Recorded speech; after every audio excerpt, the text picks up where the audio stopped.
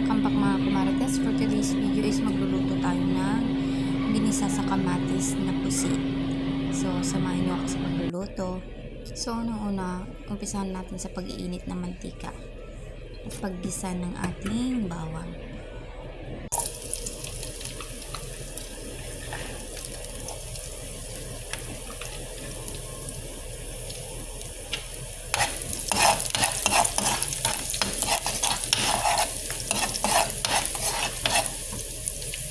And then, pagpagisa ng ating bawang, lagyan na natin yung ating sibuyas.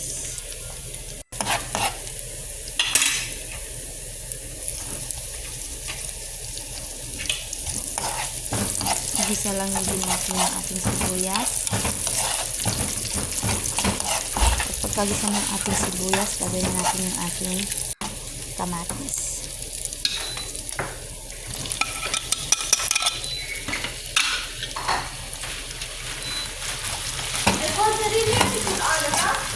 Sorry.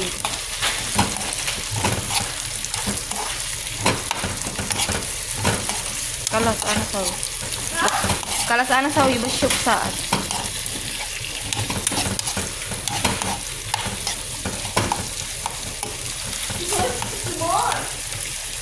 Pagluto na yung kamatis, lagyan na natin yung ating dilinis na pusit. Gigisa natin sa kamatis.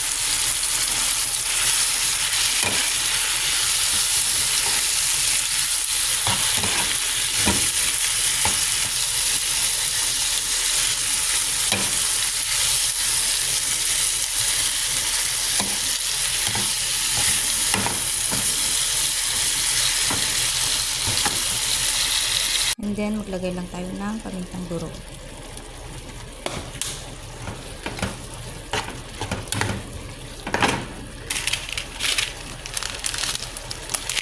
Tapos, yung pampalasa natin, magic sarap.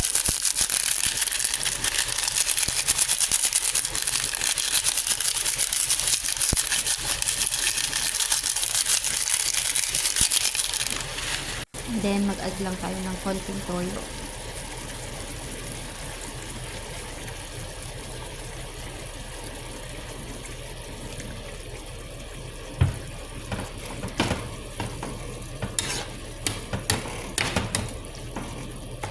So, hindi na ako maglalagay ng tubig kasi magtutubig ko yung pusit.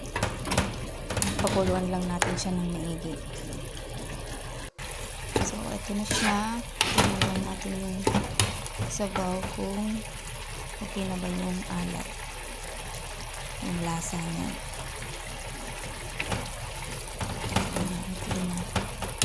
Pwede na natin tayin yung ating ginisang pusit. So, yan, patayin ko na.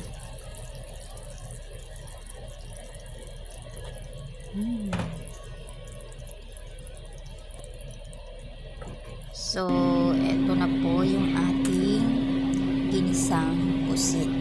So, thank you for watching. Pag-share po yung ating video. Salamat!